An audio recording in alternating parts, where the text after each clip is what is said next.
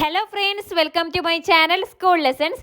ഈ വീഡിയോയിൽ പറയുന്നത് 6ാം ക്ലാസ്സിൻ്റെ സോഷ്യൽ സയൻസ് സബ്ജക്റ്റിൻ്റെ ഓണം എക്സാം മോഡൽ ക്വസ്റ്റ്യൻ പേപ്പറാണ്. നമ്മൾ വേറെയും മോഡൽ പേപ്പർ ഓൾറെഡി ചാനലിൽ അപ്ലോഡ് ചെയ്തിട്ടുണ്ട്. അത് കാണാൻ നമ്മുടെ ചാനലിൻ്റെ പ്ലേലിസ്റ്റിൽ പോയിട്ട് class 6 Onam exam model paper എന്ന് നോക്കിയാൽ വീഡിയോ കാണാവുന്നതാണ്. ലിങ്ക് ഞാൻ കമൻറ്റ് ബോക്സിൽ പിൻ ചെയ്തും കൊടുക്കാം. സോ ഇവിടെ നമുക്ക് വരുന്നത് 6 ആക്ടിവിറ്റീസിലാണ്. എല്ലാ ആക്ടിവിറ്റീസും നിങ്ങൾ ആൻസർ ചെയ്യണം.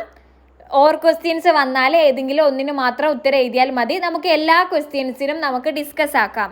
Observe the pictures. നിങ്ങൾക്ക് ആദ്യം കുറച്ച് ചിത്രങ്ങൾ, ഏർലി ഹ്യൂമൻസ്, ആദിമ മനുഷ്യൻ്റെ കുറച്ച് ചിത്രങ്ങൾ നൽകിയിട്ടുണ്ട്.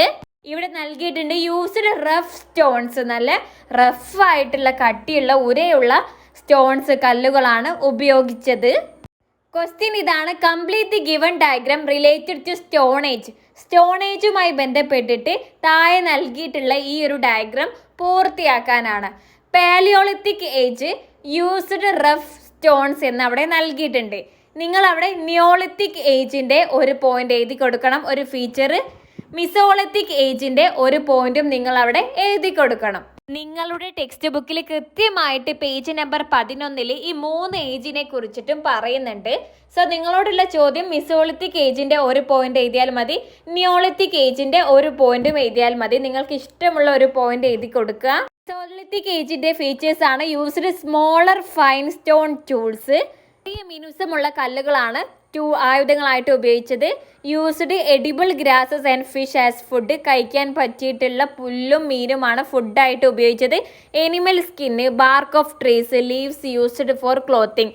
വസ്ത്രധാരണത്തിന് മൃഗങ്ങളുടെ തൊലി, മരങ്ങളുടെ തൊലി എന്നിവയൊക്കെയാണ് ഉപയോഗിച്ചിട്ടുള്ളത്. നിയോളിത്തിക് ഏജിൽ used more refined and polished stone tools. കൂടുതൽ മിനുസമുള്ള പോളിഷ് ചെയ്തിട്ടുള്ള സ്റ്റോണാണ് ടൂളായിട്ട് ഉപയോഗിച്ചത്. Agriculture started. കൃഷി തുടങ്ങി.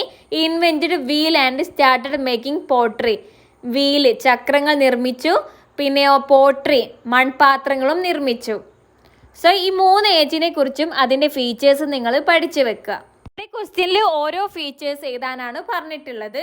ഇവിടെ B question: beginning of agriculture transformed human life. Justify the statement. അഗ്രികൾച്ചറിൻ്റെ തുടക്കം ഹ്യൂമൻ ലൈഫിൽ മാറ്റം കൊണ്ടുവന്നു, അത് ഹ്യൂമൻ ലൈഫിനെ മാറ്റി. സോ ഈ ഒരു സ്റ്റേറ്റ്മെൻറ്റിനെ കുറിച്ച് നിങ്ങൾക്ക് എന്താണ് പറയാനുള്ളത് എന്നാണ്. നമുക്ക് എഴുതാം: the beginning of agriculture transformed human life in many ways. കൃഷി മനുഷ്യരുടെ ലൈഫിൽ പല രീതിയിലാണ് മാറ്റങ്ങൾ കൊണ്ടുവന്നിട്ടുള്ളത്. As people started farming. ആളുകൾ കൃഷി ചെയ്യാൻ തുടങ്ങിയതോടെ they settled near the farm lands to maintain crops. അവർ കൃഷിയിടങ്ങളുടെ അടുത്താണ് താമസിച്ചത്.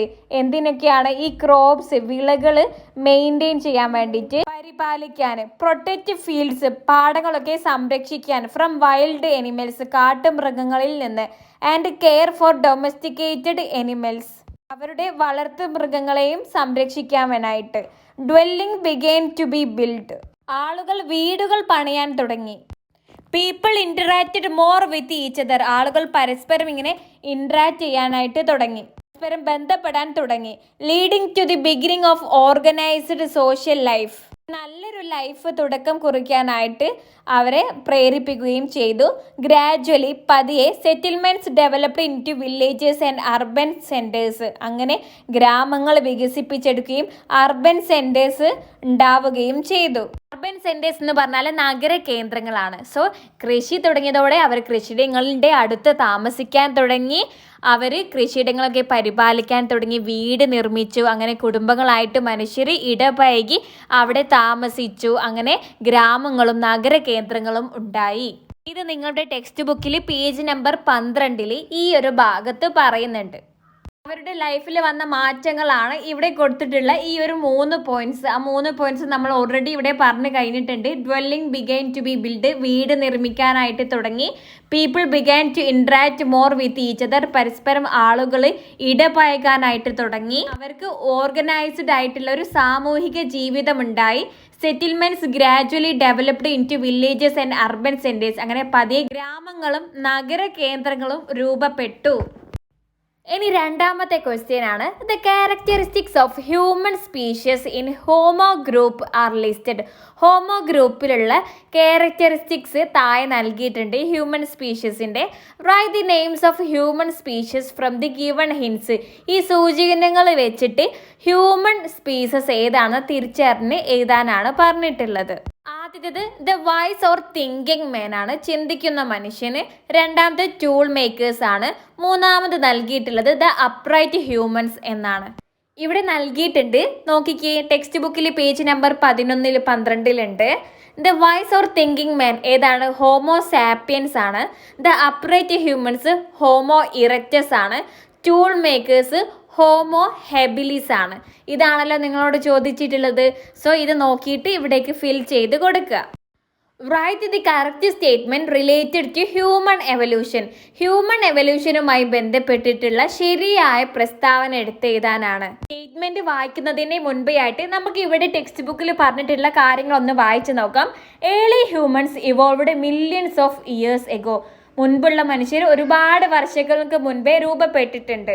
മനുഷ്യന്റെ പരിണാമം മമ്മൽസിന്റെ ഒരു വിഭാഗമായിട്ടുള്ള പ്രൈമറ്റ്സിൽ നിന്നാണ്. Homo erectus and Homo sapiens were the sub groups of Homo. ഹോമോയുടെ സബ് ഗ്രൂപ്പാണ് ഹോമോ ഇറക്റ്റസും ഹോമോ സാപ്പിയൻസും. Human species to which we belong is Homo sapiens. നമ്മൾ ഹോമോ സാപ്പിയൻസിൽ പെട്ടവരാണ്. ഇനി നമുക്ക് നൽകിയിട്ടുള്ള സ്റ്റേറ്റ്മെന്റ്സ് വായിച്ചാൽ ഈസി ആയിട്ട് ആൻസർ കണ്ടെത്താൻ കഴിയും. ആദ്യം option A, human evolution began from primates a category of mammals. ശരിയാണ്, നമ്മൾ ഓൾറെഡി വായിച്ചു കഴിഞ്ഞു. Hominoids evolved from hominids. ഹോമിനിഡ്സിൽ നിന്നാണ് ഹോമിനോയിഡ്സ് ഉണ്ടായിട്ടുള്ളത്. അതും ശരിയാണ്. അടുത്തത് option C, Australopithecus is the sub group of Homo. ഹോമോന്റെ സബ് ഗ്രൂപ്പ് ആണെന്നാണ്. അത് തെറ്റാണ്, ഹോമോന്റെ സബ് ഗ്രൂപ്പ് അല്ല. Homo habilis is a group of modern man. Modern മാൻ്റെ ഗ്രൂപ്പാണ് ഹോമോ ഹാബിലിസ് എന്ന് പറയുന്നത്. അല്ല, മോഡേൺ മാന് ഹോമോ സാപ്പിയൻസ് ആണെന്ന് നമ്മൾ ഓൾറെഡി വായിച്ചിട്ടുണ്ട്. സോ ഇവിടെ ശരിയായിട്ടുള്ള സ്റ്റേറ്റ്മെന്റ് ഏത് എന്നാണ്. ഇവിടെ ബിയും തെറ്റാണ്. ഹോമിനോയിഡ്സ് ഇവോൾവ്ഡ് ഫ്രം ഹോമിനിഡ്സ് അല്ല. ഇവിടെ നിങ്ങൾക്ക് കാണാം ഹോമിനോയിഡ്സിൽ നിന്നാണ് ഹോമിനിഡ്സ് ഉണ്ടായിട്ടുള്ളത്. സോ ശരിയായിട്ടുള്ള സ്റ്റേറ്റ്മെന്റ് എന്ന് പറയുന്നത് ഓപ്ഷൻ എ മാത്രമാണ്. Human evolution began from primates a category of mammals. ഇനി ഓപ്ഷൻ സി ചോദ്യമാണ്. In which book did Charles Darwin present the theory of human evolution. Charles Darwin human evolution ഏത് ബുക്കിലാണ് പറയുന്നത് എന്നാണ്. ഇത് നിങ്ങളുടെ ടെക്സ്റ്റ് ബുക്കിൽ പറയുന്നുണ്ട്. He presented the theory of human evolution in his book on the origin of species ആണ്. ബുക്കിന്റെ പേര് on the origin of species എന്നാണ്. അതേതാണ് ഓപ്ഷൻ ബി ആണ് അല്ലേ, on the origin of species എന്ന് കാണാം. ശരിയായിട്ടുള്ള ഉത്തരം ഓപ്ഷൻ ബി ആണ്. അടുത്തത് 3 ക്വസ്റ്റ്യൻ ആണ്. Match the following suitably. അനുയോജ്യമായത് വരച്ചു ചേർക്കാനാണ്. പോപ്പുലേഷൻ, ഗവൺമെന്റ്, സോവറിനിറ്റി, ടെറിറ്ററി എന്ന് നിങ്ങൾക്ക് നൽകിയിട്ടുണ്ട്. നിങ്ങളുടെ ടെക്സ്റ്റ് ബുക്കിൽ പേജ് നമ്പർ 39 പോപ്പുലേഷന്റെ കുറിച്ചിട്ട് പറയുന്നുണ്ട്. ഏറ്റവും ലാസ്റ്റത്തെ വരി നോക്കിക്കേ. People become A part of state. ഒരു സ്റ്റേറ്റിന്റെ ഭാഗമായി ആളുകൾ മാറുന്നത് when the stay together with mutual dependence. പരസ്പര ആശ്രയത്തോടെ അവർ ഒരുമിച്ച് കഴിയുമ്പോഴാണ്. കോമൺ ഇൻട്രസ്റ്റ്, ഒരേപോലെയുള്ള താല്പര്യങ്ങൾ, കളക്റ്റീവ് കോൺസിക്വൻസസ്, കൂട്ടായ പ്രത്യാഘാതങ്ങൾ. സോ ആളുകൾ ഒരുമിച്ച് ഒരേപോലെ നിൽക്കുമ്പോഴാണ് അവൾ സ്റ്റേറ്റിൻ്റെ ഭാഗമായി മാറുന്നത് എന്നാണ്. ഈ പോയിന്റ് നിങ്ങൾക്ക് ക്വസ്റ്റ്യനിൽ കാണാം. നോക്കിക്കേ, ഇവിടെ people stay together with mutual dependence, common interest and collective consequences. So ഇതാണ് നിങ്ങൾ പോപ്പുലേഷനിലേക്ക് വരയ്ക്കേണ്ടത്. പേജ് നമ്പർ 42 സൊവേറിനിറ്റിനെ കുറിച്ച് പറയുന്നുണ്ട്. The supreme power of the state to take decisions without being subjected to external interventions or pressure in any form is termed sovereignty. ഏതെങ്കിലും തരത്തിലുള്ള ഇടപെടലുകൾക്കോ സമ്മർദ്ദങ്ങൾക്കോ വിധേയമാകാതെ തീരുമാനങ്ങൾ എടുക്കാനുള്ള രാഷ്ട്രത്തിന്റെ പരമാധികാരത്തെയാണ് സൊവേറിനിറ്റി എന്ന് പറയുന്നത്. ഈ പോയിന്റ് നിങ്ങൾക്ക് ഇവിടെ കാണാം. The supreme power of the state to take decisions without being subjected to external interventions or pressure. ഇത് സൊവേറിനിറ്റിയിലേക്കാണ് വരയ്ക്കേണ്ടത്. നെക്സ്റ്റ് ഈ ഒരു പേജിൽ ഗവൺമെന്റിനെ കുറിച്ച് പറയുന്നുണ്ട്, വായിച്ചു നോക്കുക. Agency to form and express policies of the state ആണ് ഗവൺമെന്റ്. ഒരു രാഷ്ട്രത്തിന്റെ പോളിസീസ്, നയങ്ങളൊക്കെ എക്സ്പ്രസ് ചെയ്യാൻ പറ്റിയിട്ടുള്ള ഒരു ഏജൻസി. നെക്സ്റ്റ് ടെറിറ്ററി വരുന്നത് the land area, water bodies, the air space, coastal area of the country that come under the jurisdiction of the state formation. അതാണ് territory എന്ന് പറയുന്നത്. ഇനി ബി ചോദ്യം, which among the following doesn't belong to the peculiarities of a government. ഒരു ഗവൺമെന്റിന്റെ പ്രത്യേകത അല്ലാത്തത് ഏത് എന്നാണ്. ശരിയായിട്ടുള്ള ഉത്തരം ഓപ്ഷൻ സി ആണ്. It is A permanent institution. അല്ല, ഗവൺമെന്റ് എന്നുള്ളത് മാറിക്കൊണ്ടിരിക്കും അല്ലേ, ഗവൺമെന്റ് മാറിക്കൊണ്ടിരിക്കും, അത് സ്ഥിരമായിട്ടുള്ള പെർമനന്റ് ആയിട്ടുള്ളതല്ല.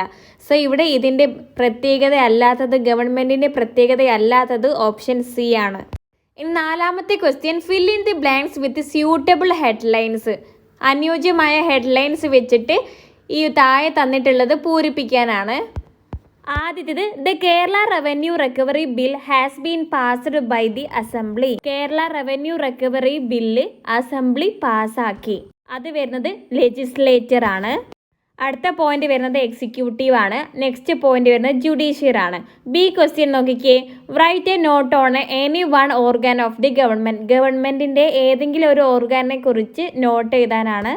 ടെക്സ്റ്റ് ബുക്കിൽ പേജ് നമ്പർ 46 ഈ 3 ഓർഗാനെ കുറിച്ചിട്ടും പറയുന്നുണ്ട്. ഏതെങ്കിലും ഒന്നിനെ കുറിച്ചിട്ട് എഴുതാനാണ് പറഞ്ഞിട്ടുള്ളത്.